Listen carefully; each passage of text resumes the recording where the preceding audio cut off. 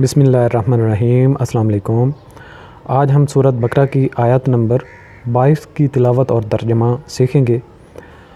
الذی جعل لکم الارض فراشا والسماء بناء وانزل من السماء ماء فاخرج به من الثمرات رزقا لکم فلا تجعلوا للہ اندادا وانتم تعلمون۔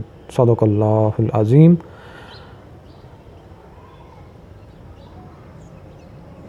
الذی وہ جس نے جعل بنایا لکم تمہارے لیے الارض زمین فراشن فرش یعنی بچھونا و اور السماء آسمان کو بناء چھت و اور یعنی الذی جعل لکم الارض وہ جس نے بنایا تمہارے لیے زمین کو بچھونا فراشن و والسماء بناء اور آسمان کو چھت و انزل من السماء نازل کیا من سے السماء آسمان سے ماء پانی فا اور فا کا مطلب پس اخرجا خارج کیا نکالا بے ہی اس کے ذریعے سے اس سے من سے الثمرات پھل رزقاً جو رزق ہے لکم تمہارے لیے فا پس لا نہ تجعلوا بناؤ تم للہ واسطے اللہ کے اندادن کوئی شریک وانتم اور تم تعلمون علم رکھتے ہو۔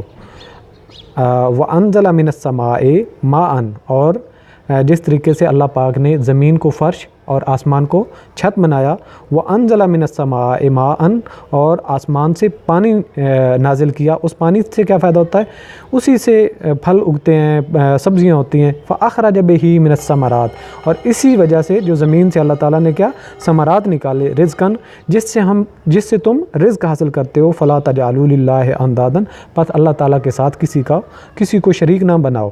وانتم تعلمون اور تم علم رکھتے ہو، جس کو اس بات کا علم ہے کہ اللہ نے ہی زمین بنائی جو کہ بچھونا ہے، آسمان بھی اللہ نے ہی بنایا جو کہ چھت کا کام کرتا ہے، اور آسمان سے ہی اللہ پاک نے پانی برسایا، اس کے علاوہ کوئی یہ کام نہیں کرتا۔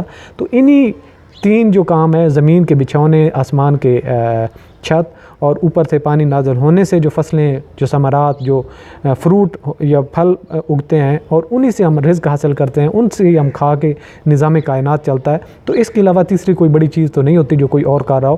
اس لیے یہ دلیل ہے کہ جب اللہ پاک زمین کا بنانے والا ہے، پانی کا برسانے والا ہے، سبزیاں اور پھل اگانے والا ہے جو اس سے تم رزق حاصل کرتے ہو، تو رزق بھی ہے تمہارے لیے، بچھونا بھی ہے تمہارے لیے، چھت بھی ہے تمہارے لیے اللہ کی طرف سے، تو پھر تم اس اللہ پاک کی ذات کا دوسرا شریک کیوں بناتے ہو؟ جب تمہیں اس چیز کا علم ہو جائے، ادراک ہو جائے کہ تینوں چیزیں یہ اللہ کی ذات ہی کرتی ہے، کوئی اور نہیں کرتا، تو پھر تم اس کا شریک کیوں بناتے ہو؟ جب اس چیز کا علم ہے تو تم ایسا نہ کرو۔ یہ ہمارے لیے نصیحت ہے۔